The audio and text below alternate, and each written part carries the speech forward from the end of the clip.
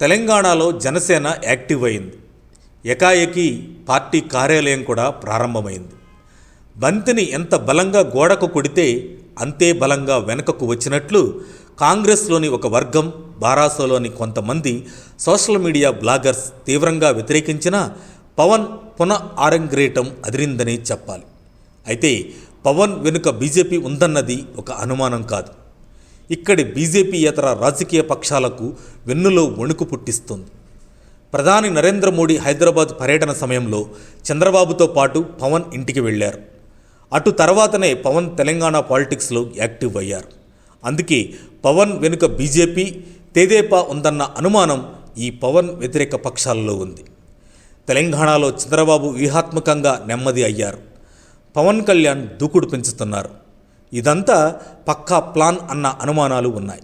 ఎందుకంటే తెలంగాణ సమాజంలో చంద్రబాబును బూచిగా చూపించి ఇంతకాలం బారాస తెలంగాణ రాజకీయాల్లో తన రాజకీయం పబ్బం గడుపుకుంటుంది.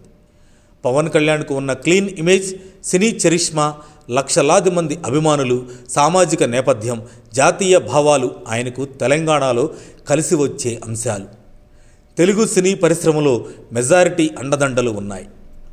ఇక గత లోక్సభ ఎన్నికల్లో 8 స్థానాలు సాధించి దూకుడుగా ఉన్న భాజపా జీహెచ్ఎంసీ పరిధిలోని 3 కార్పొరేషన్ ఎన్నికలను రాబోయే అసెంబ్లీ ఎన్నికలకు సెమీఫైనల్స్గా భావిస్తుంది.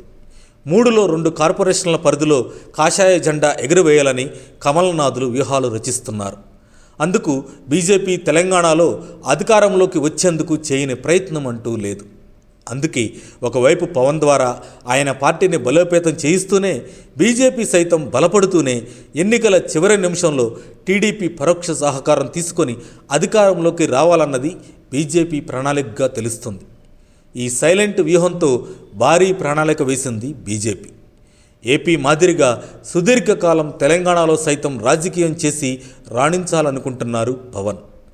తెలంగాణ పార్టీలు, కొన్ని వర్గాలు అందుకే పవన్ కళ్యాణ్పై వ్యతిరేక ప్రచారం మొదలుపెట్టాయి.